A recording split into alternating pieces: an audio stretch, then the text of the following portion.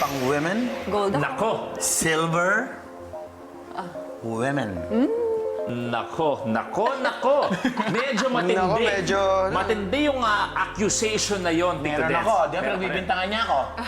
Gold Gold si Kuya Dennis. at macho, barel. Eto, girl.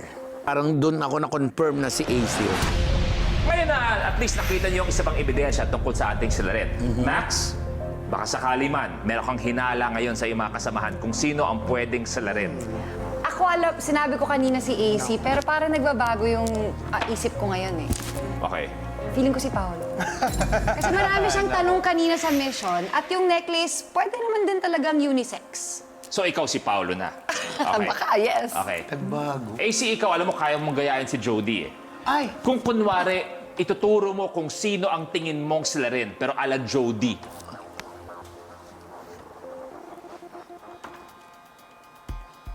hindi kayo ang may sala! Oy, Hindi, nagbago. Kuya Luis, tignan mo. Bagay ba kay Kuya Dennis yung dangling na ano? Ang daming layer. pwede namang espesyal do sa taong yon ang kwintas na yon. Medyo naligaw nga ako. Kasi yun nga, pambabae yung kwintas. So, ang naituro ko si Ate Maxine. Max, anong pakiramdam na ikaw yung unang... Samantalang ikaw nakatatlong bola ka kanina. Pero ikaw agad-agad ang tinuro ni AC. Sa akin lang parang bagay kasi Hindi sa'yo mo yung parang kwintas. na-traidor ka? Oo.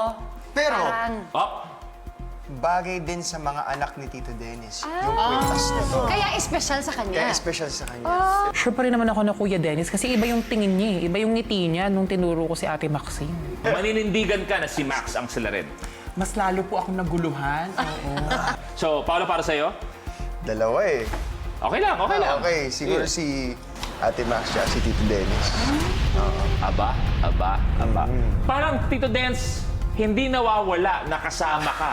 Sa mga Simula pa lang. Sila nagbabago ang kanilang mapagpili sa Kaya kanila. nga Pero lagi- ikaw, simulat sa pool. Kaya nga lagi ko minimension yung looks can be deceiving. Looks, okay? Ngayon, sa akin, lalong dumiin sa akin na si AC. Kasi yung ganyang klase ng alahas, tapos ang suot niya ngayon, kulay silver. Hindi naman ako si Lux. Opo. Yung looks mo, deceiving. Pero yung kwintas mo, na silver, at ito ay another silver, ito hindi deceiving. Kamukha. Confirm. Ay! Sigurado ka dyan. Confirm. Confirm. Confirmed ako. Ayokong matalo. Gusto kong manalo. Kaya, confirm. Ang iinit talaga yung ulo ko kay Kuya Dennis eh. Ako yung tuturo niya. Totoo! Meron pa tayong itutuloy na susunod na fact-finding mission. Last na to.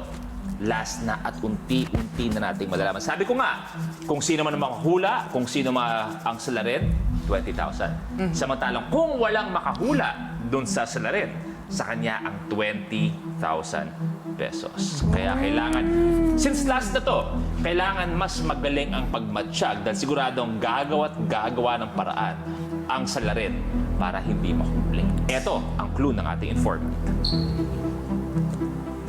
Naimbitan ni Lola ang salarin dahil kilala niya ito simula nung pagkabata pa. Kaya nga, alam na alam ni Lola na ang palayaw niya o ang nickname ay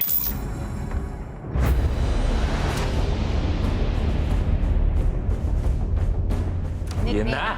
Eto na. Isipin nyo, parang pag ito nakuha nyo pa, parang madali na ipagtanto kung sino ba talaga. Nickname na eh. Parang madali nang... 1, 2, 3, 4